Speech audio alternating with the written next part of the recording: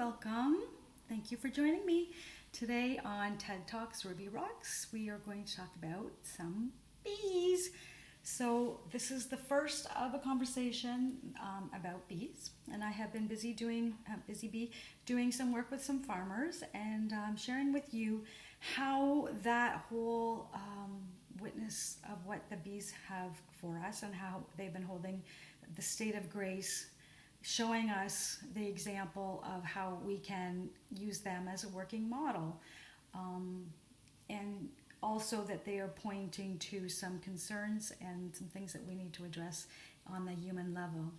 So I wanted to say that they're demonstrating that they work together. They are in a hive, they work together, they have different roles.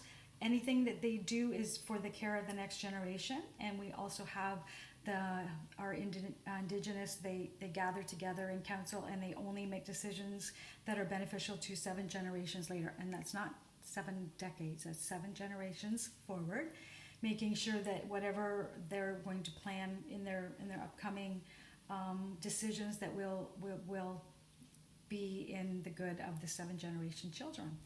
And I think that's a good model to work with as well. So the bees, they show us, certain things that, certain abilities that are special. They really shouldn't fly, and they have these weird things where they have their wings and they unhook them so that they can just heat the hive instead of fly away. They fly in a way that's almost like hovering, it's almost like a hovercraft or levitation, and it really shouldn't be that type of action from a little bee. And that just gives us some hope that we can also do our own little things that are outside of the norm too. So the bees are going through some problems, and I have been trying to put my little nose in and trying to find out, on behalf of the human, and what we can do to help with circumstances. And I think that they're trying to hold the idea that working with the laws of nature is beneficial, and that they're doing that. They show us when they are working with their wax, that they're using this wax and they're heating it up and they're making it pliable and almost like a plastic, and that they're creating something of a hexagonal shape, and something that is really beautiful in the sacred geometry. And that's pretty profound. And we have sacred geometry underlying them, everything, and everything that we can do has that platform to stand on. And so then I actually kind of look into the idea that this whole plasticity of this honeycomb and how it's malleable is almost like the neurons. Again, we have that neuroplasticity in our brain, and that when we have a thought, we can send more neurons there, and the synapses happen, and we have more brain, more brain regions are firing up than just that regular stuff. So always learning is a really good way to keep your brain healthy and alive, and learning outside of the scope of things is really, pushes your learning curve thing. And I have to pay homage to the beehive keepers, the beekeepers, all of the things that they have to do to really know and to see what's happening in the hive. That is such a learning curve. That is a strong learning curve. I just sponsored a hive, so I think that's my baby step, and I'll let somebody else be the professional on that level. So beautiful to witness that. So if we were to go back to our state of grace, and we were to try to be back to nature and try to use the laws of nature, and into our higher self, and shrink that ego so that it's only there to protect us from certain death. It shouldn't be there to rev us up and to tell us we're right, you're wrong, and all, because everybody's right, everybody's wrong. Everybody has their own perspective, everybody has their own scope of how they see things. And as well, like when you witness an accident, you can have 30 different people that see things 30 different ways. And a lot of times when we present ourselves into these situations, we have an agenda. So I have an agenda. I'm here for a reason. I'm here to hopefully not a deviant agenda. It's one that shares things and just open up a little window to my life and in what's happening with the bees, and how we can use them as an example of something that is good. Also, we've heard negative things like the hive mind, and how they're in there and they're just on top of each other, and they're just there for me, and that we're working on certain things. We're not working. There are certain people working on certain things that we're, moving people into these smart cities and moving them from the rural area, and then everything is kind of closed down, and they're only connecting with the high-speed trains, and that we're in this hive mind, and we're all in there on top of each other, and maybe even competing with each other. And I think that is inaccurate as far as the hive mind. The hive mind is not a one thought mind. It really isn't. And we have lots of information on that. We have authors that are writing about it. There's the book that I'm just getting through, a very few pages into it. Beautiful book calling the mind of a bee, and how they're individual, and how they think, and how they teach, and I can vouch for the teaching. So they learn, like they know, they're learning all the time. They know that when they go to a certain flower for certain pollen, that might be over with. Somebody might have cut that off. Somebody might have sprayed that, and we need to know that they're learning all the time, and that when they're trying to teach each other, they do dances, and they're trying to say, over here, that's where you go. That's the straight line to where we're getting our next meal. And so they do teach each other. And there's, in that book, they say that they know how to communicate. They're using this box in this book, how they take these bees and they're moving them to certain places to see if they can find their way back, and using the sun and the rays of the sun, and how they see it with their special eyes. And so this one bee decided that he was going to use this box and just jump in it and use it as a transportation mode. So the people were moving the box over here, and he was hooking a ride, or he or she was hooking a ride. And so he knew that he could save some energy by getting in this box and using the people to move them along. So that was so cute. And then we have also not so nice, but they're training bees to look for explosives in the customs, so that they use dogs for that. They're using bees for that. So that shows us that bees can be trained, and bees are trying to show us that we can be trained too. So I just wanted to say that, they have different personalities. They have the forager, they have the nurse bees, they have the baby bees, and everybody has the role, but they do switch when somebody needs to step in, they'll step in for that. And I think that's really neat that, that they're not just, one hat, that they know how to fill a void. And so I'm hoping that with my role in this as a newcomer to the bees, and then I'm looking for everything as in, like, I really don't know, and I really don't have an already preconceived perspective on it, that I can ask questions. And I always believe as soon as you ask a question, you're getting an answer, as long as you know how to listen for it. And then again, synchronicities, if it's like numbers and, signs, and sometimes it's in, threes and that kind of thing. And I'm just looking at my notes. And so I just wanted to know that, like, for us as humanity, they're also trying to paint us all white.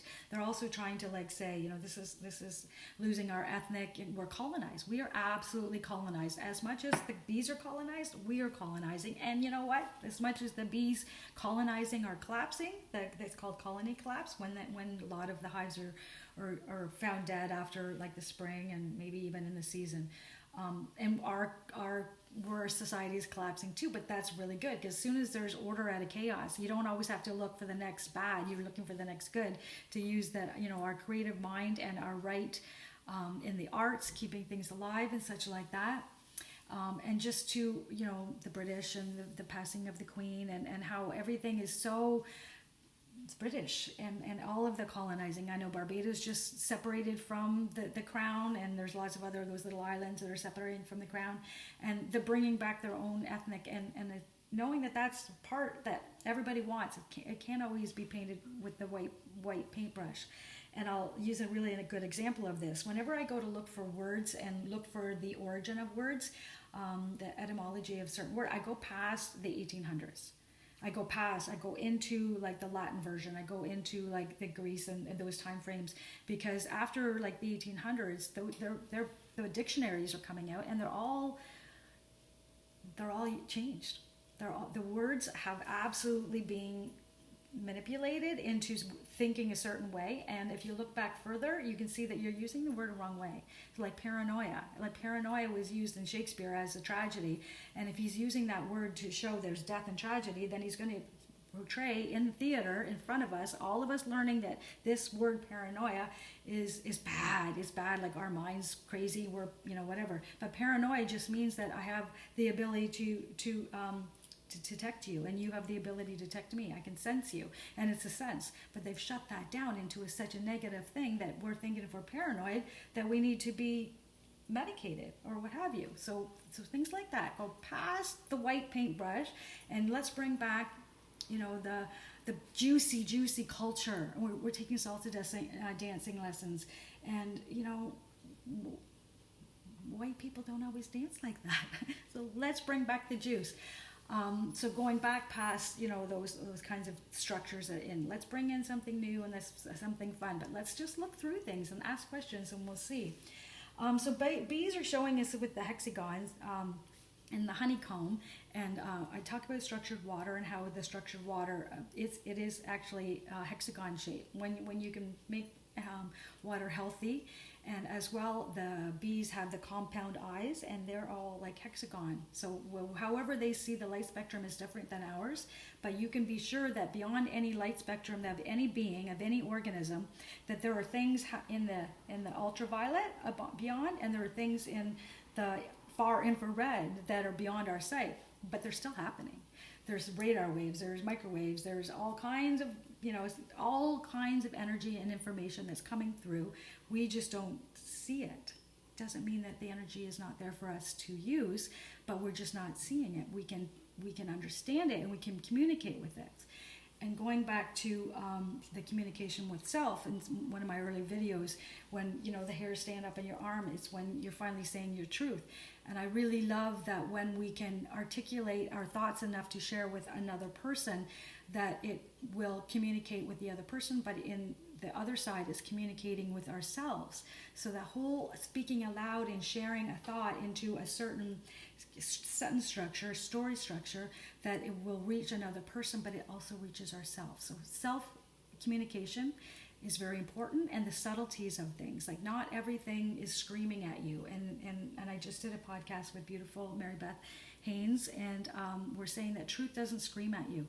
Truth is quiet. Truth whispers. And so we don't really pay attention to the whispers because we're so busy being bombarded with the screaming of maybe not so truth, in whatever level that you want to take that.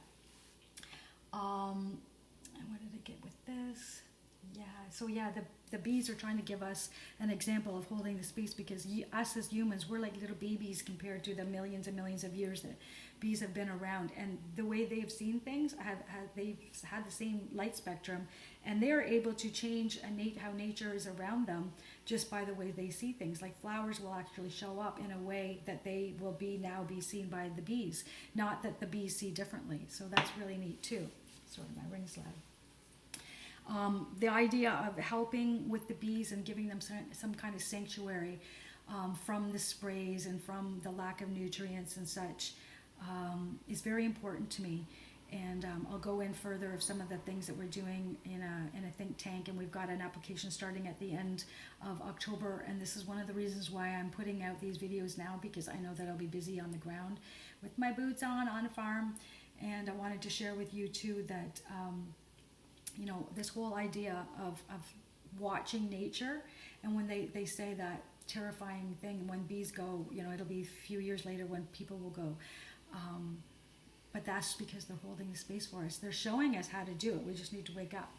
Just need to wake up and see with our own eyes, and just change little things and appreciate the subtleties of things. And not everything is written, Sometimes you just have to see things. Sometimes you just have to take a leap of faith. Sometimes we do something and, maybe a little bit off where we thought we were going to go. Pivot.